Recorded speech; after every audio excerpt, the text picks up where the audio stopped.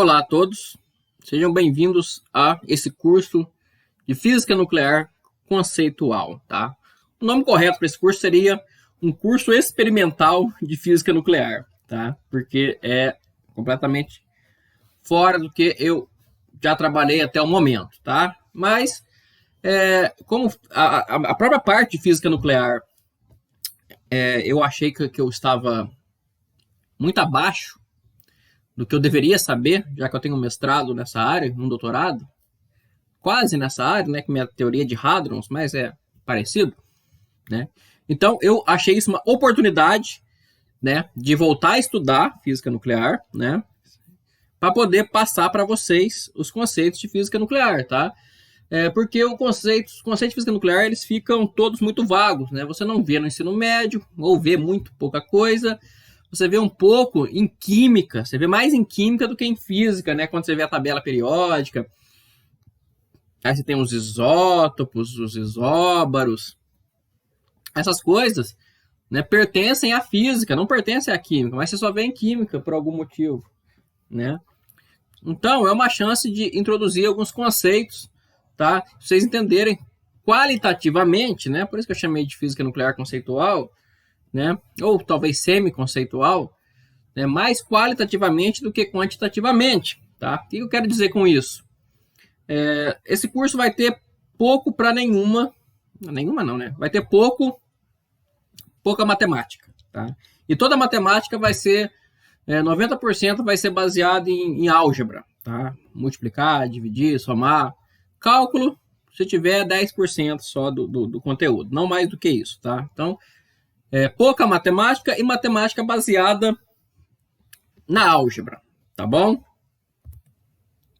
Segundo ponto, esse curso não tem avaliação, não tem prova, tá? Ninguém vai sentar e escrever nada.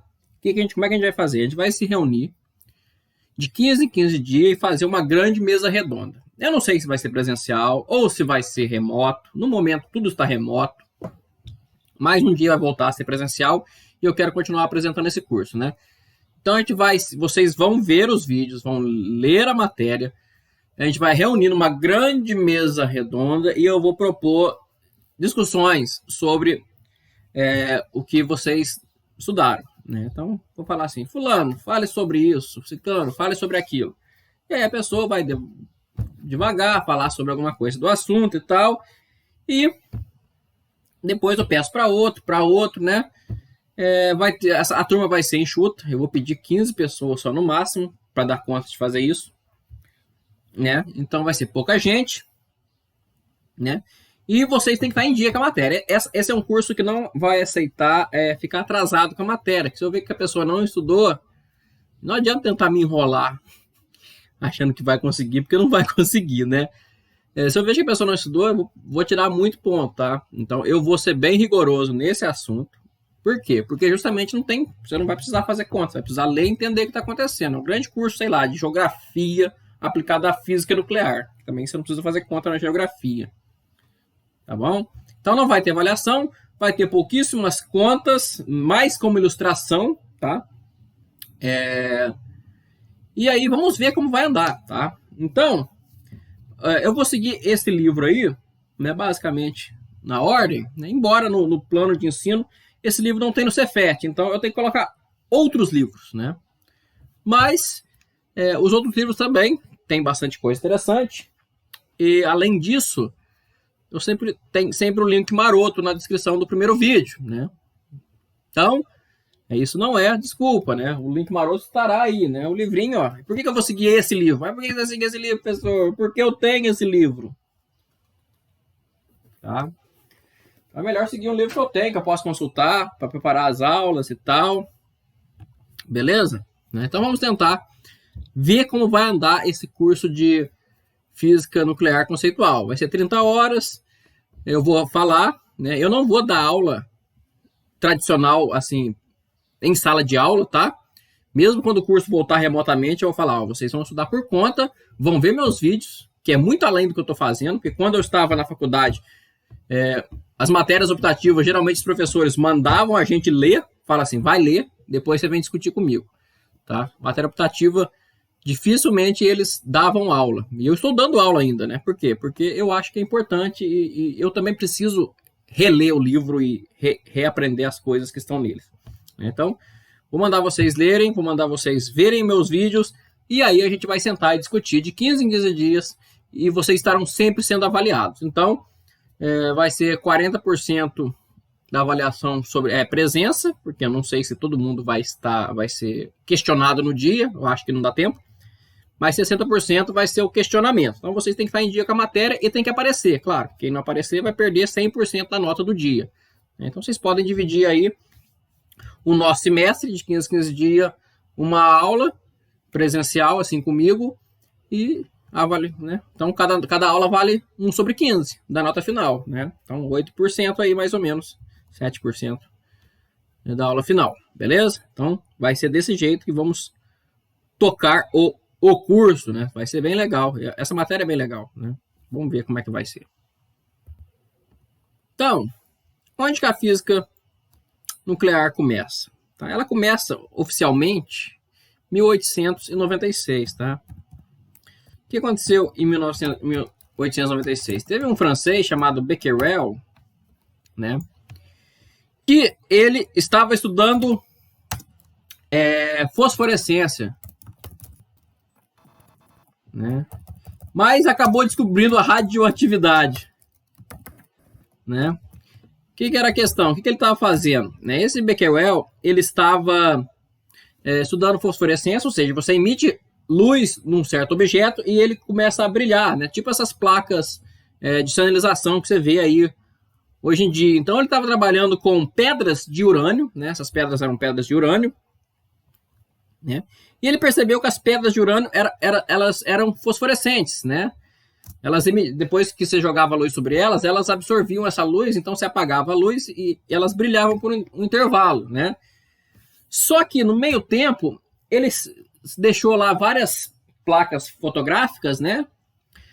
Apagou a luz lá, os urânios já tinham parado de brilhar e ele apagou a luz e foi embora. Né? Quando ele voltou, ele percebeu que existiam manchas, né? Então, existiam manchas nas placas fotográficas, né? E essas manchas não poderiam ser de origem fosforescente, porque você não tinha emitido mais luz no urânio e nem e também fazia tempo, né? Já tinha passado vários dias, né, que o urânio estava ali paradinho, né? Então, o urânio simplesmente estava emitindo alguma coisa, né? Então, né, teve até um certo rebuliço na época sobre a conservação da energia, né? Porque a conservação da energia já tinha sido discutida por Newton, né? Depois por Lagrange, Laplace, chegou na termodinâmica com os trabalhos de Thomson, de Kelvin, de Clausius, né? E tudo indicava que a energia se conservava e de repente você tinha uma pedra, realmente uma pedra, né, que emitia energia, do nada. Como é que sabia que ela emitia energia? Porque tinha placas de filme fotográfico ali e elas ficavam cheias de manchas, né? Então você obtinha manchas nas placas fotográficas, né? Então, o que era isso? Né? Isso é radioatividade, tá? E radioatividade é um fenômeno puramente nuclear, tá? Tem dois tipos de fenômenos. Fenômenos eletrônicos, que está relacionado com emissão de luz devido à mudança de elétrons, né, na distribuição do átomo, até mesmo o raio-x é um fenômeno eletrônico, né? É feito por chamada emissão de Brandstrom, emissão de freamento, né? Esse não era o caso. Por quê? Porque para você obter as radiações de origem atômica, né, que eu falo de origem eletrônica, né, de elétrons, devido a transições dos elétrons, você geralmente tem que estimular o elétron, fazer algum experimento para o elétron, né, mudar de estado e emitir um fóton, né, que é a luz, basicamente. Aqui não. Aqui era uma coisa completamente parada, né, deixar a pedra lá dias e dias sem mexer, sem nenhuma perturbação, e a pedra emitia radiação, tá? Então era um fenômeno completamente novo, ninguém entendia o que estava acontecendo. Dito isso, quem continuou esse trabalho, né? Então, né, o trabalho sobre radioatividade foi levado para frente, né? além do Becquerel, pelo casal Curie, né? Marie Curie, inclusive ganhou dois Nobel, e Pierre Curie. E outro físico bem famoso, Ernest Rutherford. Tá? Ernest Rutherford ganhou o Prêmio Nobel de Química para a surpresa dele mesmo. Né? Ele sempre foi físico, sempre se considerou como físico, sempre trabalhou na física e ganhou o Prêmio Nobel de Química. Talvez porque até os químicos não merecem tanto. Na zoeira, né? Zoeira com os químicos. Então, a radioatividade foi estudada por esses, basicamente por essas pessoas, né? Outras também, mas eles são, digamos, os carros-chefes, né? Foram eles que começaram, são os nomes mais importantes, né? E logo descobriu-se que existem 3 tipos de radiações. Tipicamente, alfa, beta e gama, né? Então, radiação alfa, radiação beta e radiação gama. Como você sabe que elas são diferentes, né? Primeira coisa, pela carga. Você coloca uma partícula num campo magnético, se ela tiver carga, ela deflete, né? Então já se percebeu que a radiação alfa tinha carga positiva, a radiação beta tinha carga negativa e que a partícula alfa era bem mais massiva que a partícula beta, né? A radiação gama é uma radiação que não tinha carga nenhuma, então foi associada com fótons, né? com luz, né? Só que de altíssima energia, né? Luz que você já não mais enxerga, mas na mesma natureza eletromagnética, né? Então, vamos escrever isso aí. Então,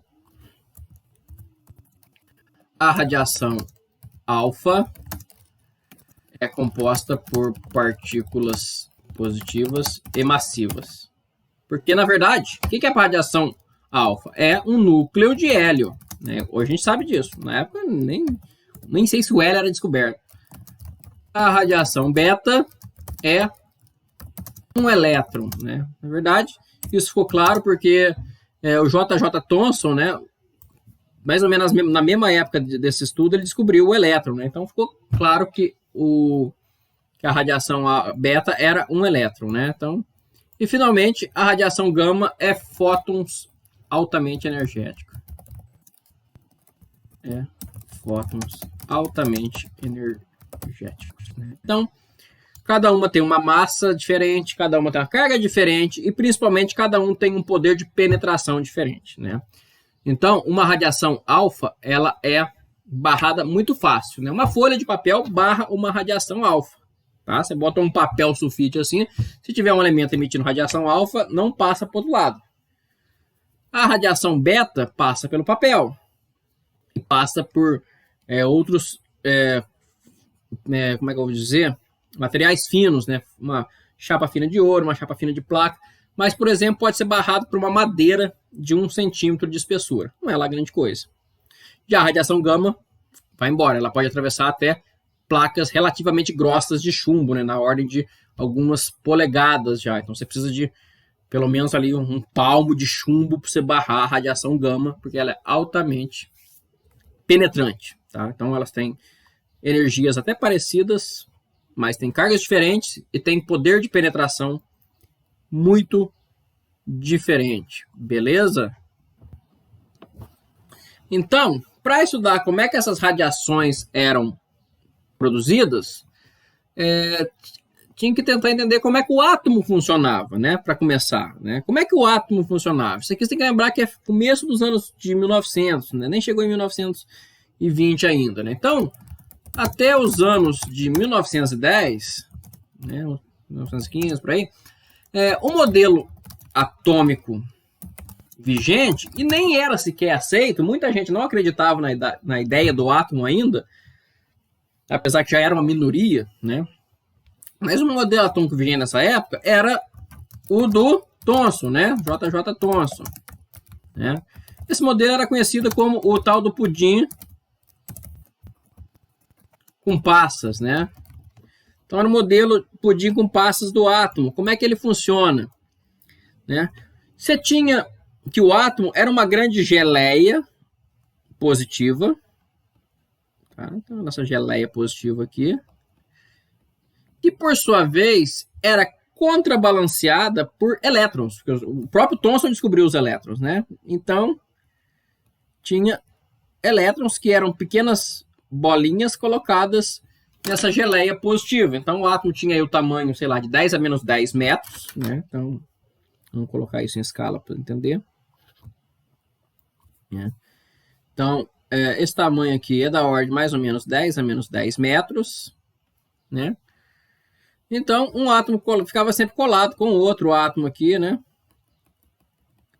Sempre com o mesmo número de cargas positivas e negativas para os átomos serem nêutrons e tal. E era assim. Então, era essa geleia positiva, né? Onde os elétrons podiam andar ali, né? Mais ou menos como um pudim com passas. A ideia de pudim com passas é essa, né? O pudim é o átomo e as passas são os elétrons, né? Então, os elétrons, eles andavam meio que livremente nessa geleia aí para realizar as ligações químicas, né? A gente conhece as ligações moleculares, ligações iônicas, essas coisas, né? Então, esse era o modelo vigente da época, né? Mas logo ficou claro que esse modelo não poderia fazer sentido. Por quê? Cabe de novo ao Rutherford, né? O que aconteceu? O Rutherford estava fazendo uma experiência sobre espalhamento de partículas altas. Então, Rutherford estava fazendo um experimento de espalhamento de partículas alfa, né? Em lâminas de ouro. Delgadas de ouro, para ficar mais certo, né? Então, o que era isso? Ele tinha uma partícula alfa, que na época já se conhecia. A partícula alfa, ela era o seguinte: 4 vezes a massa do hidrogênio e 2 vezes a carga do hidrogênio. Tá? Era a partícula alfa, né? Então, ele pegava essa partícula alfa e lançava sobre uma superfície, uma folha fina de ouro, que tinha, né, na visão da época, vários átomos do tipo Thomson, pudim com passa, né? Todos eles nêutrons, né? Todos eles com carga total zero. Então, o que acontecia aqui? Os elétrons, ele tem massa muito petitinha, né? Na ordem de 1 sobre 2.000 vezes a massa do átomo de hidrogênio.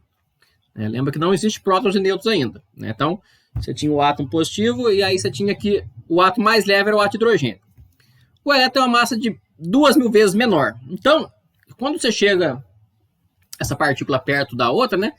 É igual bater um carro com um saco de arroz, né? Um é 2.000 vezes mais massivo que o outro.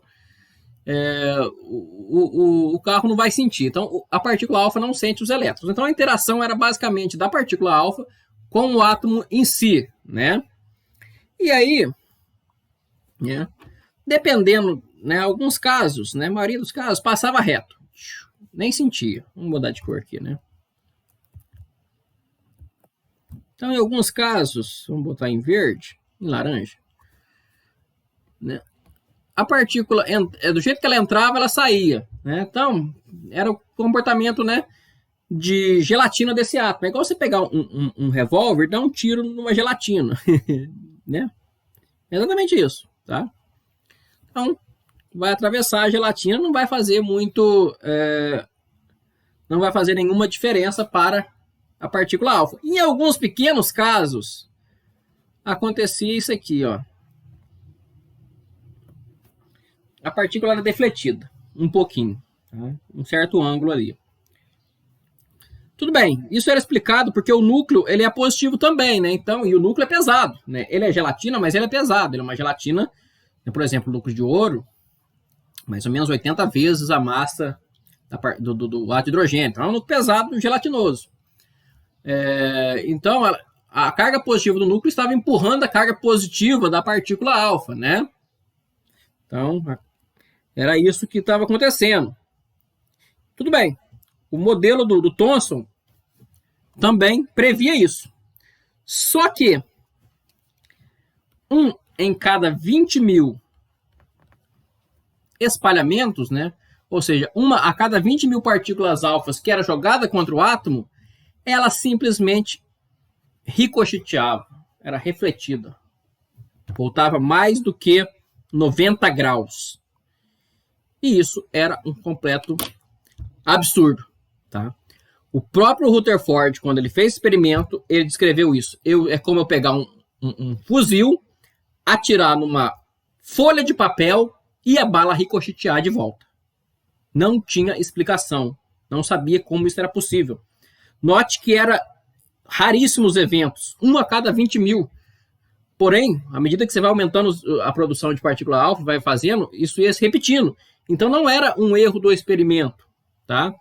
Ele fez vários experimentos e toda vez que ele fazia, ele obtinha essas medidas, né? Então ele descreveu isso dessa forma que eu estou falando.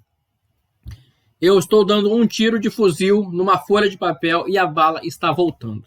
Como isso pode ser possível, tá? E o próprio Rutherford deu uma explicação para isso. Ele falou que o modelo de Thomson não poderia ser o modelo real do átomo, né? Então, mudança no modelo atômico, né? Então, o modelo de Thomson não poderia explicar a reflexão das partículas alfas, né? Então, ele propôs um modelo planetário, tá? Ele propôs um modelo planetário. Como é que era o modelo planetário? O modelo planetário do átomo é o seguinte: tem o núcleo positivamente carregado, da ordem de 1 sobre 1000 vezes menor do que o átomo, né? Então, se o átomo lá tinha o tamanho de 10 a menos 10, né? Na verdade é 10 mil vezes menor, né? Se o átomo lá tinha o tamanho de 10 a menos 10, esse teria o tamanho de 10 a menos 14 metros o núcleo atômico, né? Então teria um núcleo positivo, muito, muito petitinho, da ordem de 1 sobre 10 mil vezes o tamanho do átomo real, e os elétrons não estavam no núcleo mais, os elétrons agora eles orbitavam, como os planetas orbitam o Sol, tá? Então, esse é chamado de modelo de Rutherford, né? Então, vou botar uma figura aqui para vocês verem. Então, essa figura vai comparar o modelo de Thomson com o modelo de Rutherford. Então, como vocês podem ver, na maioria dos casos aqui, a partícula alfa atravessava a folha de ouro, né? Como se não tivesse nada ali, né? Então, isso era explicado pelo modelo de Thomson, né? O modelo de Thomson falava o seguinte: o átomo ele é uma grande gelatina, é como você dá um tiro na gelatina, atravessa. Então, sem problema. O modelo de Rutherford também explica isso, né? Como o núcleo é muito petitinho, ele é apenas 1 sobre 10 mil o tamanho do átomo, né? Significa o quê? A maioria das partículas alfas, elas passam longe do núcleo. Então, não tem interferência, né? Quando tem uma pequeno desvio, né? É porque se considera que o núcleo atômico, você passou perto demais, né, do núcleo. Então, essa carga positiva aqui interferiu com a carga negativa, melhor, a carga positiva do núcleo interferiu com a carga positiva da partícula alfa e defletiu ela de leve, né? Então, isso também podia ser explicado pelo modelo de Thomson, né, como uma interação do átomo com a partícula alfa, né? Só que se estiver mais longe, né, sempre tem elétrons perto do núcleo para cancelar esse efeito. Então, por isso que essas partículas que estão aqui não sofrem nenhum tipo de deflexão ou de reflexão, né? Porque se ela passou aqui em cima, a carga que ela enxerga aqui em cima é zero, né? Porque tem a carga do núcleo, mas tem a eletrosfera ali perto que a carga total, né? O resultado líquido da carga é quase zero. Quando você passa perto do núcleo, é porque aí já não é mais zero, você passou mais perto do que a última camada eletrônica, então causa uma certa deflexão. Isso também podia ser explicado pelo modelo de Thomson, talvez com um pouco mais de dificuldade. Porém, isso aqui que você está vendo, bater e voltar, não dava para ser explicado pelo modelo de Thomson. Era uma gelatina isso aqui. Então, o que era isso? O que estava acontecendo aqui, né? Não tinha sentido. Então, o modelo de Rutherford fala o seguinte: O átomo é formado pelo núcleo, positivo e muito petitinho. Toda a massa está no núcleo. Lembra que o núcleo é só o átomo de hidrogênio, que é o mais simples possível, tem um próton e um elétron. Esse átomo mais simples possível já tem uma massa do próton 1840 vezes maior, né? Então, não existia próton ainda, mas mesmo no caso mais simples, a carga positiva já era 1840 vezes maior do que a negativa. Em núcleos mais pesados, né, maiores, sei lá, núcleo de carbono, núcleo de oxigênio, essa diferença é ainda maior, porque hoje a gente sabe que é por causa dos nêutrons, mas na época ele media e falava, pô, isso aqui tem 16 vezes a carga do hidrogênio, ou 16 vezes a massa do elétron vezes 1840, né? Então, o núcleo tem toda a massa, ele é muito pequeno e ele é denso. Ele é uma pedra. Se você jogar qualquer coisa nele, ele ricocheteia de volta, né? Então, a ideia era essa. Então, o átomo mudou. Então, de vez do pudim com passas, por causa desse experimento, por causa de uma frequência de 1 a cada 20 mil lançamentos, conseguiu-se perceber que o modelo de Thomson não era satisfatório. O átomo deveria ser um núcleo pequeno, massivo e sólido como uma rocha, que se por acaso, né, acertasse certinho a partícula alfa na direção do núcleo, ela iria ricochetear de volta, tá? Então esse é o modelo de Rutherford. Para esse vídeo não ficar muito longo, vamos parar a nossa primeira aula experimental aqui. Espero que vocês estejam gostando, né? Como eu disse, vai ser mais descritiva. Nessa aula não teve nenhuma fórmula. Isso não vai ser sempre, né? Vai ter umas fórmulas de vez em quando, para a gente entender o que está acontecendo. Vai ter gráfico, vai ter muito gráfico, já estou avisando, né? Para a gente entender um pouco melhor o que está acontecendo sem precisar fazer conta, né? Mas então, né, começamos lá no Becquerel, né? Na radioatividade, os três tipos de radiações e o espalhamento da partícula alfa, como isso afundou o modelo de Thomson e fez emergir o modelo de Rutherford, tá? Então, a primeira aula é essa, né? Nos vemos na próxima aula para começar a discutir o que tem nesse núcleo aqui, tá? O que será que tem aqui? Tá? Então, fui!